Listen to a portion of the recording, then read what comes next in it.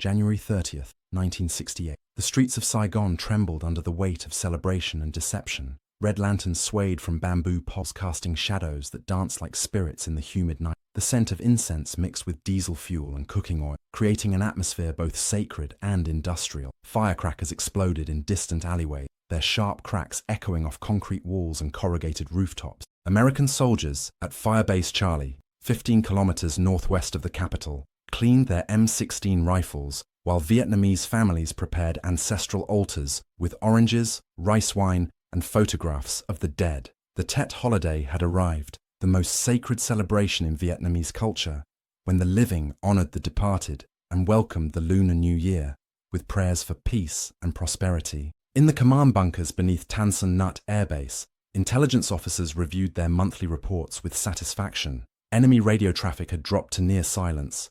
Infiltration attempts along the Ho Chi Minh Trail had decreased by 40%. General William Westmoreland's staff briefed reporters that the North Vietnamese Army and Viet Cong appeared to be observing the traditional holiday ceasefire. The war machine had settled into an uneasy quiet. UH-1 Huey helicopters sat grounded on their landing pad, their rotor blades slack in the still air. Maintenance crews performed routine inspections on turbine engines that had logged thousands of hours over hostile territory. The rhythm of conflict had paused, replaced by the rhythm of celebration. But in the shadows between temple walls and market stalls, other preparations were underway. Wooden crates marked as ceremonial gifts contained AK-47 assault rifles wrapped in silk. Coffins, supposedly carrying ancestors' remains, instead carried rocket-propelled grenades and plastic explosives.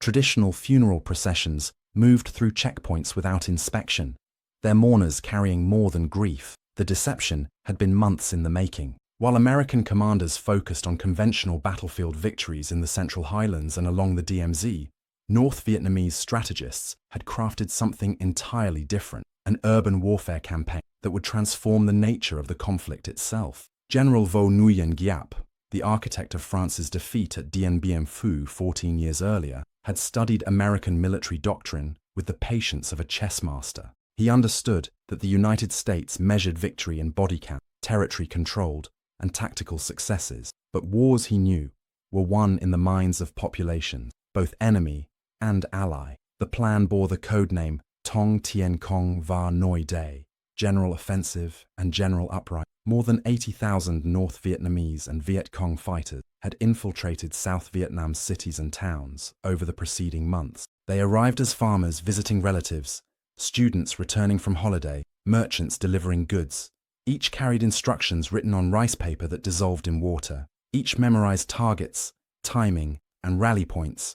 In Hanoi, the final orders were transmitted through a network of hidden radio and coded messages embedded in folk songs, broadcast over official frequency. The signal would come at the moment when American vigilance was lowest, when the assumption of peace made readiness seem unnecessary. Lieutenant Colonel James Patterson of the 1st Air Cavalry Division later described the atmosphere in his memoir. "We thought we had them beaten. The numbers looked good on paper. Our kill ratios were impressive. But we were reading the wrong book while they were writing a different story entirely." The technology of war had evolved dramatically since World War II. American forces in Vietnam possessed the most advanced helicopter fleet ever assembled, with nearly 4,000 rotary-wing aircraft providing unprecedented mobility and firepower. The Bell UH-1 Iroquois, universally known as the Huey, had become the signature sound of the conflict, its distinctive rotor slap audible for miles across jungle canopy and rice paddies. These machines represented more than transportation. They embodied a military philosophy based on rapid deployment, vertical envelopment,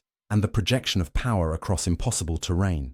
A single Huey could carry 11 combat-equipped soldiers from a firebase to a landing zone in hostile territory within minutes.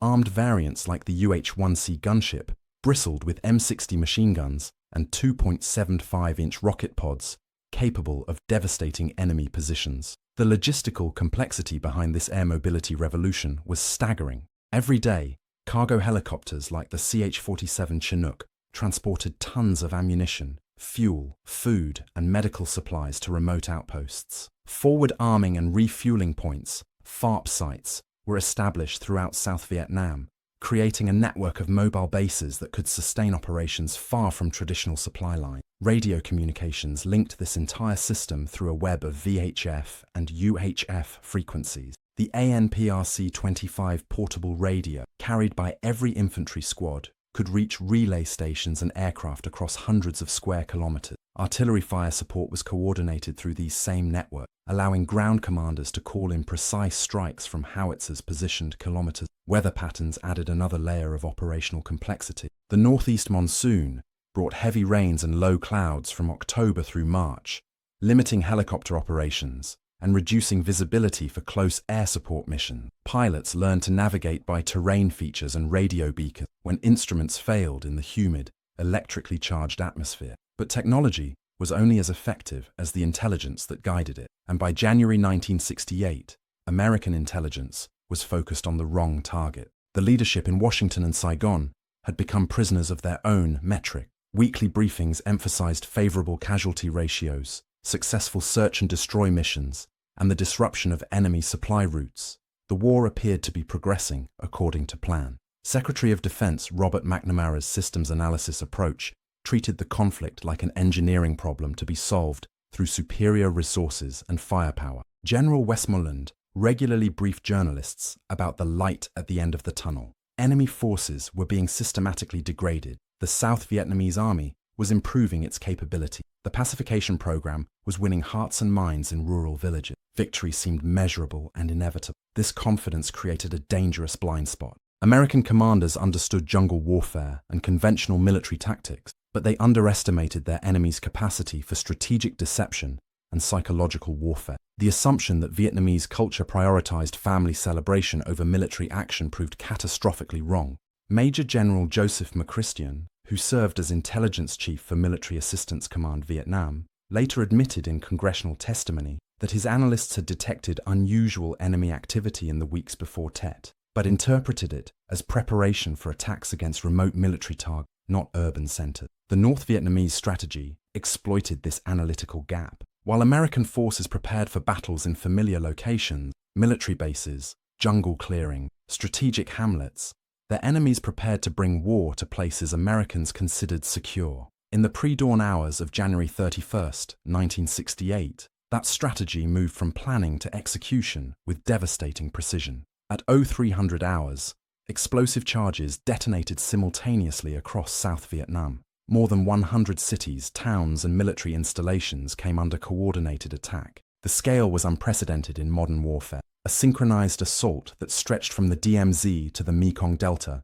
involving multiple divisions of enemy forces operating in carefully planned waves. The first targets were communications centers, airfields, and command headquarters. Sapper teams, armed with Bangalore torpedoes, breached perimeter defenses, while infantry assault groups emerged from concealment in residential neighborhoods. The element of surprise was complete. In Saigon, 19 Viet Cong commandos blasted a hole in the wall surrounding the United States Embassy compound. Armed with AK-47s and plastic explosives, they fought their way into the courtyard and held positions for more than 6 hours. The psychological impact was immediate. If the enemy could penetrate America's most symbolic presence in South Vietnam, nowhere was truly secure. The battle for the embassy became a defining image of the Tet Offensive. Television cameras captured Marines and military police crouched behind concrete planters, exchanging gunfire with enemy soldiers among the manicured gardens and modernist architecture. The contrast was jarring. Urban warfare in a setting designed to represent American diplomatic power and technological superiority. Similar scenes unfolded across the country. In Da Nang, enemy forces attacked the airbase, where F-4 Phantom jets and A-4 Skyhawk bombers were parked in neat rows. Explosions illuminated the runway as fuel trucks and ammunition storage bunkers were targeted. The 1st Marine Aircraft Wing scrambled to defend their most valuable assets, while ground crews fought fires that burned for hours. Hue, the ancient imperial capital, suffered the most devastating assault. More than 10,000 North Vietnamese and Viet Cong fighters occupied the old city, raising their flag over the citadel and beginning a systematic purge of South Vietnamese officials, intellectuals, and anyone suspected of collaboration with the Saigon government. The urban combat that followed revealed how little American forces were prepared for this type of warfare. Helicopter pilots trained for operations over jungle canopy found themselves navigating between office buildings and apartment complexes, Artillery officers accustomed to firing into empty valleys had to calculate trajectories that avoided civilian structures. Radio communications, normally reliable in open terrain, were disrupted by concrete and steel. The VHF frequencies that worked perfectly for jungle operations were blocked by urban geography. Forward air controllers struggled to identify targets when enemy positions were mixed among civilian buildings. Captain William Carpenter, a helicopter pilot with the 1st Cavalry Division, later described the challenge in his after-action report. "We trained for jungle warfare and found ourselves fighting in cities. The enemy was invisible until they fired. Then they disappeared into buildings we couldn't destroy without killing innocent people. Every decision became a moral calculation as much as a tactical. The nature of air mobility operations changed overnight. Landing zones that had been selected for their accessibility became kill zones where helicopters faced fire from multiple directions. Pilots learned to approach urban areas at high speed and low altitude, using buildings for cover while navigating between radio antennas and power lines. Medical evacuation procedures, refined through years of jungle operations, required complete revision. Medevac helicopters could no longer land in secure areas to pick up wounded soldiers. Instead, they hovered over rooftops, while medical personnel rappelled down to retrieve casualties. The familiar rhythm of battlefield medicine, stabilize, evacuate, treat, was disrupted by the complexity of urban warfare. Weather conditions during the Tet period added another layer of difficulty. The northeast monsoon brought low clouds and intermittent rain that grounded aircraft when they were needed most. Pilots flew instrument approaches through weather that would normally cancel all flight operations. The urgency of the situation overrode safety being carefully developed through painful experience. Fuel logistics became critical as operations intensity increased beyond normal planning parameters. Forward arming and refueling points, designed to support routine patrol missions, were overwhelmed by the demand for continuous helicopter operations. Fuel trucks raced between bases under enemy fire, maintaining the supply chain that kept the air mobility system functioning. The rapid response capability that defined American military doctrine was tested to its limits.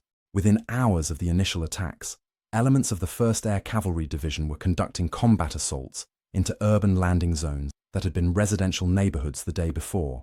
The 173rd Airborne Brigade deployed directly from their base camp to city centers, where street fighting raged. But the most significant battle was not fought with weapons and explosives. It was fought with television cameras and newspaper reports that transmitted images of combat from Vietnamese cities to American living rooms. The psychological impact was immediate and profound. Walter Cronkite, the most trusted voice in American journalism, interrupted regular programming to report live from Saigon as explosions echoed in the background. His reports conveyed not just the facts of the attacks, but the shock that such widespread coordinated action was possible after years of optimistic military briefings. The Tet Offensive revealed the gap between official statements and battlefield reality. For months, American commanders had reported progress in weakening enemy capabilities and disrupting their command structure.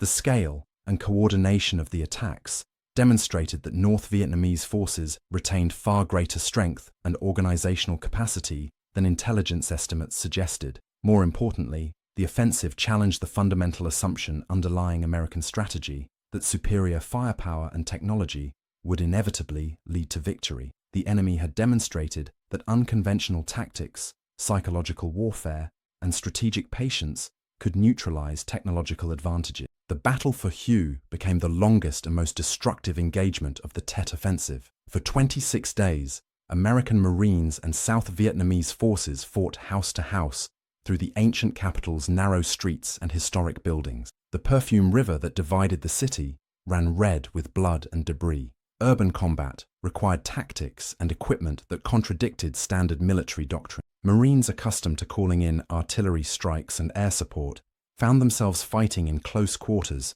where such support could be as dangerous to friendly forces as to the enemy. Each room had to be cleared individually, each building secured floor by floor. The rules of engagement became increasingly complex as military necessity collided with cultural preservation and civilian safety. Hue contained some of Vietnam's most important historical sites, including the Imperial Palace and ancient temples that represented centuries of Vietnamese civilization. American commanders faced the choice between protecting these cultural treasures and using the firepower necessary to defeat enemy forces. Lieutenant Colonel Cheatham of the 2nd Battalion, 5th Marines, later described the moral weight of these decisions.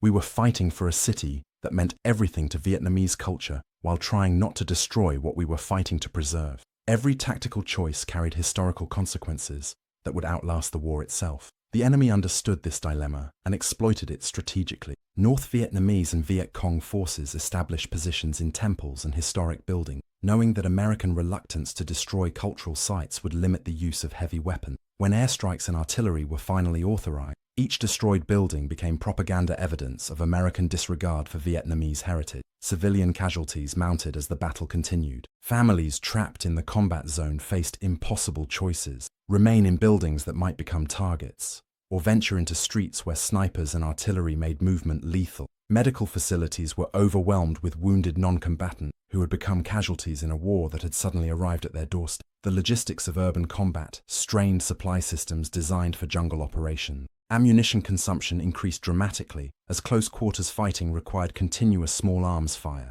Water and food for troops became critically important as operations extended beyond normal patrol durations. Casualty evacuation through streets controlled by enemy forces required innovative solutions and extraordinary courage from medical personnel. Radio communications in urban environments proved problematic as concrete buildings blocked signals and interfered with standard frequencies. Company commanders lost contact with platoons operating just blocks away. Artillery coordination became nearly impossible when forward observers couldn't establish reliable communication with fire support bases. The 1st Air Cavalry Division's airmobile tactic required significant adaptation for urban operation. Helicopter landing zones had to be established on rooftops and in small courtyards rather than the large clearings preferred for jungle insertions. Pilots learned to navigate between buildings and power lines while under fire from multiple directions. Close air support missions faced similar challenges. F-4 Phantom jets and A-1 Sky Raider propeller aircraft, effective against jungle targets,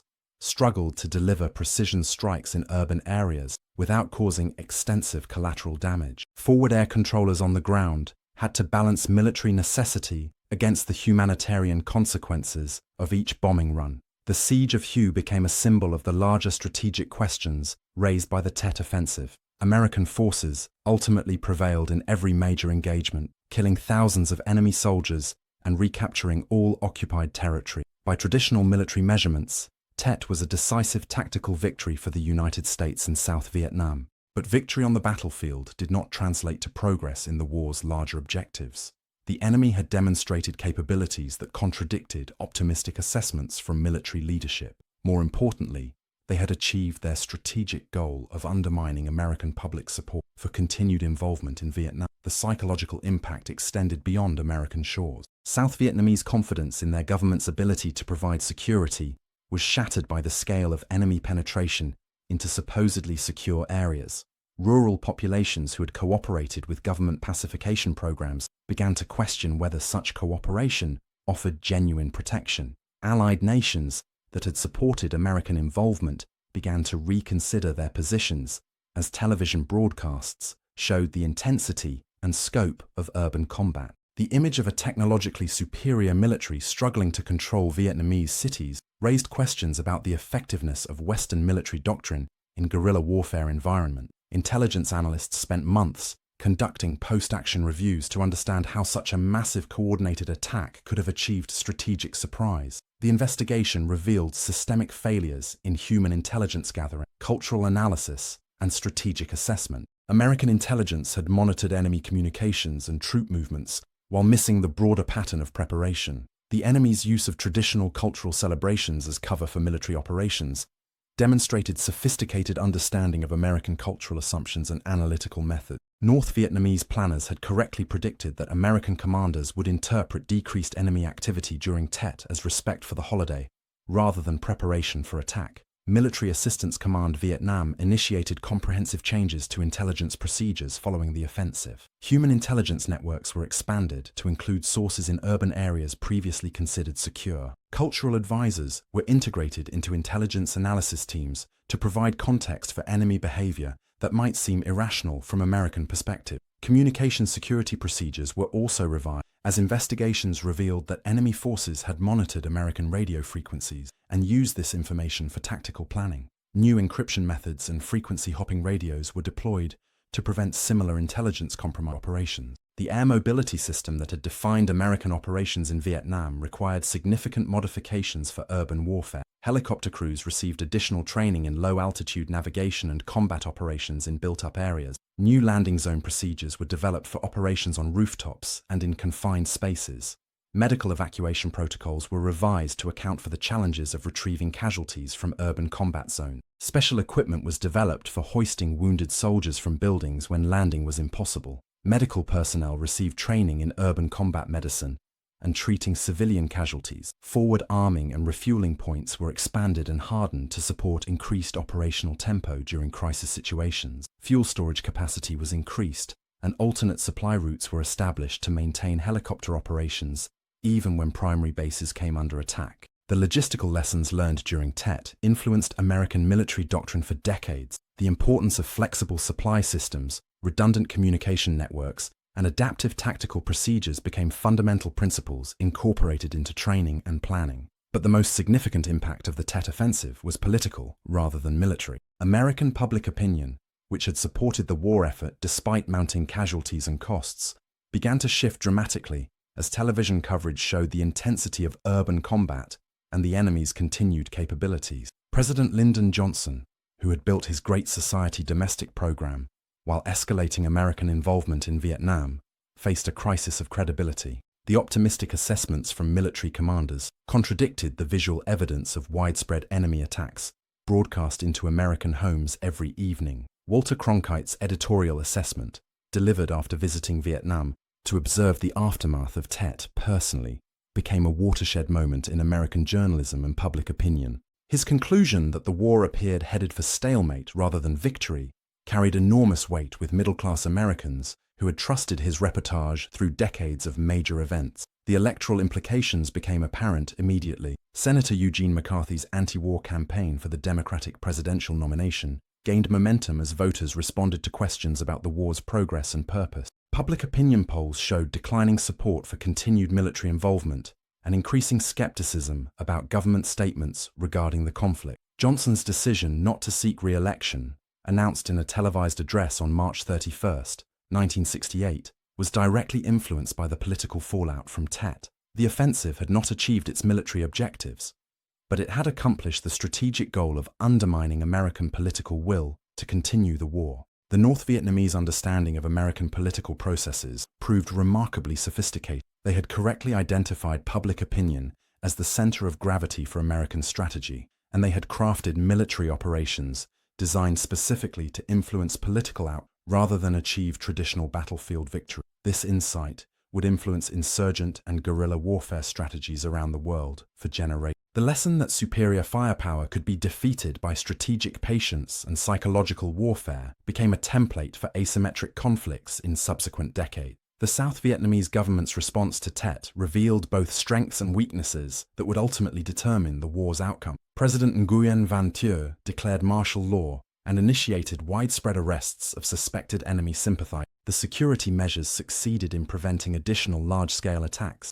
but they also alienated civilian populations who experienced harsh treatment from government forces. South Vietnamese military performance during the offensive showed significant improvement compared to earlier engagements. The Army of the Republic of Vietnam fought effectively alongside American forces and demonstrated genuine tactical competence in urban combat situations. However, political leadership remained divided, and corruption continued to undermine public confidence in government institutions. Rural pacification programs, which had shown promise before Tet, faced new challenges as enemy forces demonstrated their ability to strike anywhere at any time. Village officials who had cooperated with government programs became targets for assassination and intimidation. The assumption that controlled areas were safe from enemy action was permanently shattered. The economic impact of Tet extended far beyond immediate battle damage. Tourism, which had provided significant foreign currency earnings, virtually disappeared as international travelers avoided a country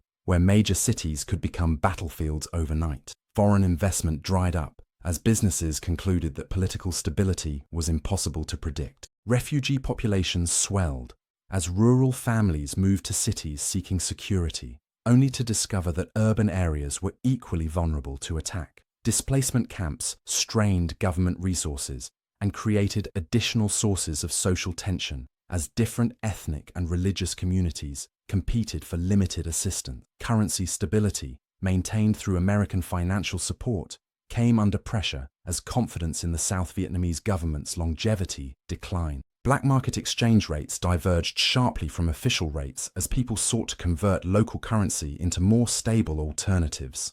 International reaction to the Tet Offensive varied significantly among American allies and neutral nations. Countries that had provided military or financial support to South Vietnam began questioning whether their investments were producing meaningful results.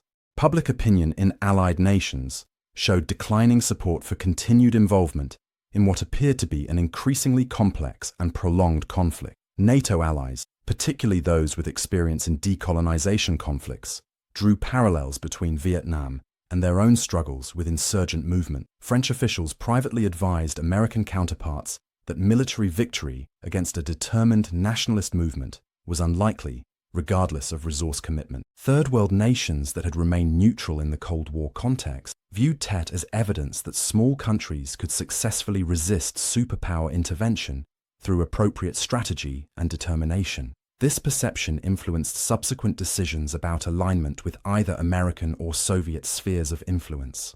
The technological lessons learned during Tet influenced military research and development priorities for years afterward. The limitations of air mobility in urban environments led to development of smaller, more maneuverable helicopters designed specifically for operations in confined spaces. Communication systems were redesigned to function more effectively in built-up areas where traditional radio frequencies were blocked or distorted. New encryption technologies were developed to prevent enemy interception and analysis of American tactical communications. Weapon systems designed for jungle warfare proved less effective in urban environments where engagement ranges were shorter and civilian casualties were a constant concern. Research began on precision munitions that could engage specific targets without causing widespread collateral damage. Medical evacuation procedures were revolutionized based on experiences during Tet. The development of specialized medical helicopters with advanced life support equipment and the training of flight medics became standard practices that saved thousands of lives in subsequent conflict. The psychological warfare aspects of Tet influenced American information operations doctrine for decades. The realization that enemy propaganda could be more effective than military victories led to comprehensive changes in how military actions were communicated to both domestic and international audiences. Counterinsurgency doctrine was fundamentally revised to account for the enemy's ability to influence political opinion in democratic societies. The concept of winning hearts and minds expanded beyond local populations to include maintaining support among the intervening power's own citizens. Training programs for military officers began to include extensive instruction in cultural awareness, political analysis, and media relations. The understanding that modern warfare required psychological and informational capabilities alongside traditional military skills became fundamental to professional military education. The strategic implications of Tet extended far beyond Vietnam itself. American military planners began to reconsider the assumptions underlying intervention strategy and the relationship between military success and political victory. The concept that superior technology and firepower could guarantee favorable outcomes in any conflict was permanently challenged. Soviet leaders observed the Tet Offensive with great interest, noting how a relatively small ally had achieved strategic effects against American forces through patient planning and effective use of limited resources. These lessons influenced Soviet support for insurgent movements in other regions during the remainder of the Cold War. Chinese military theorists analyzed Tet as validation of Mao Zedong's principles of protracted warfare, where political objectives took precedence over immediate military gains. The offensive demonstrated how guerrilla movements could transition to conventional operations while maintaining strategic initiative. The long-term impact on American foreign policy was profound. Future interventions would be scrutinized more carefully for their political sustainability and public support. The Vietnam Syndrome became a factor in strategic planning as policymakers considered whether American public opinion would support extended military commitment. Congressional oversight of military operations increased significantly as legislators demanded more detailed briefings and greater involvement in strategic decision-making. The Gulf of Tonkin Resolution, which had provided broad executive authority for military action in Southeast Asia, was viewed as insufficient authorization for future conflict. The role of media coverage in shaping public perception of military operations became a central concern for both civilian and military leadership. The realization that battlefield victories could be overshadowed by negative publicity led to comprehensive changes in military media relations.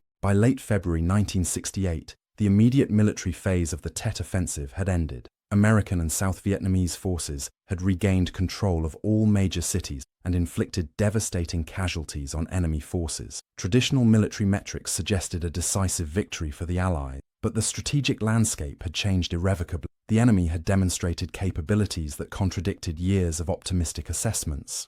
More importantly, they had achieved their primary objective of undermining American public support for continued involvement in Vietnam. The human cost of Tet was staggering on all sides. More than 4,000 American and South Vietnamese military personnel were killed during the offensive, with thousands more wounded. Enemy casualties exceeded 40,000 dead, representing a significant portion of their most experienced fighters. Civilian casualties numbered in the tens of thousands as urban areas became battlefields. Families who had lived through years of rural warfare suddenly found themselves in the middle of intense combat in their own neighborhoods.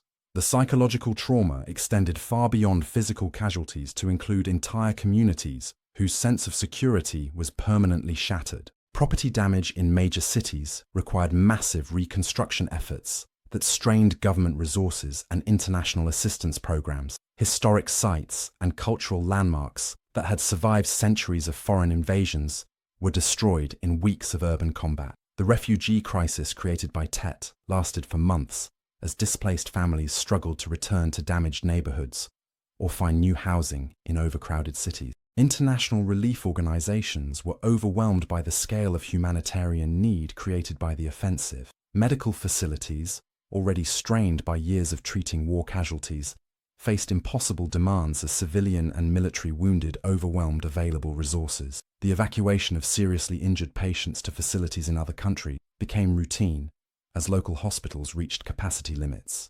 As the smoke cleared from the urban battlefield, military analysts began the complex process of understanding how the Tet Offensive had succeeded despite its tactical failure. The enemy had lost every major engagement while achieving their strategic objective of changing American public opinion. Intelligence failures were acknowledged and addressed through comprehensive reforms of collection and analysis procedure. The realization that enemy capabilities had been systematically underestimated led to more conservative and realistic assessments of their strength and intention. Cultural advisors were integrated into military planning staffs to provide context for enemy behavior that might seem irrational from Western perspectives. The importance of understanding local customs, religious practices, and social structures became recognized as essential for effective counterinsurgency operations. Communication procedures were revised to prevent the kind of intelligence compromises that had allowed enemy forces to monitor American radio traffic and use this information for tactical planning.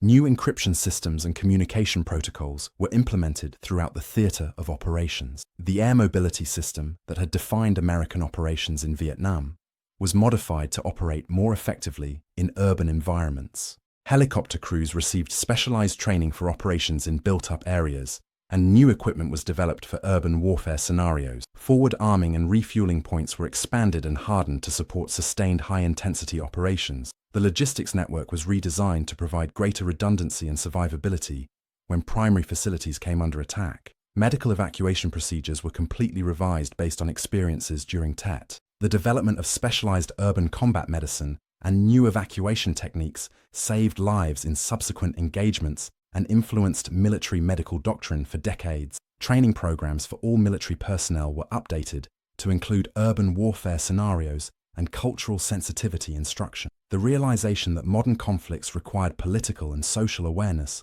alongside traditional military skills, became fundamental to professional development. The Tet Offensive ultimately became a turning point that defined the remainder of the Vietnam War. While American forces continued to achieve tactical victories on the battlefield, the strategic initiative had shifted permanently to the enemy through their success in undermining public support for continued involvement. President Johnson's decision to limit bombing operations against North Vietnam and pursue peace negotiations was a direct result of the political pressure created by Tet. The offensive had succeeded in its primary objective of forcing American policy changes through psychological warfare rather than military defeat. The lessons learned from Tet influenced American military doctrine foreign policy, and public expectations about the use of military force for generations. The understanding that superior technology and firepower did not guarantee political victory became a central principle in strategic planning. Future conflicts would be evaluated not only for their military feasibility,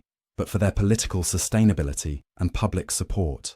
The Vietnam experience, crystallized by the Tet Offensive, created a lasting skepticism about military intervention that affected American foreign policy decisions for decades. The enemy's sophisticated understanding of American political processes and their ability to influence democratic decision-making through strategic military action became a model for asymmetric warfare around the world. The principle that political objectives could be achieved through psychological pressure rather than battlefield victory was validated by their success. The courage displayed by soldiers on all sides during the Tet Offensive deserves recognition alongside the strategic and political lessons learned from the campaign. American and South Vietnamese forces fought with extraordinary bravery under impossible circumstances, adapting quickly to urban warfare, challenges they had never encountered. Enemy forces demonstrated remarkable discipline and coordination in executing such a complex multi-city operation despite enormous casualties and ultimate tactical failure. Their willingness to sacrifice immediate military gains for longer-term strategic objectives reflected sophisticated understanding of modern warfare's political dimensions. Civilian populations caught in the middle of urban combat showed tremendous resilience and determination to rebuild their communities despite devastating losses and trauma. Their ability to maintain social cohesion and cultural identity through such destruction provides inspiration across cultures and conflict. The medical personnel who treated casualties from all sides during Tet exemplified the humanitarian values that transcend political and military conflict. Their dedication to preserving life regardless of uniform or nationality represents the highest traditions of their profession.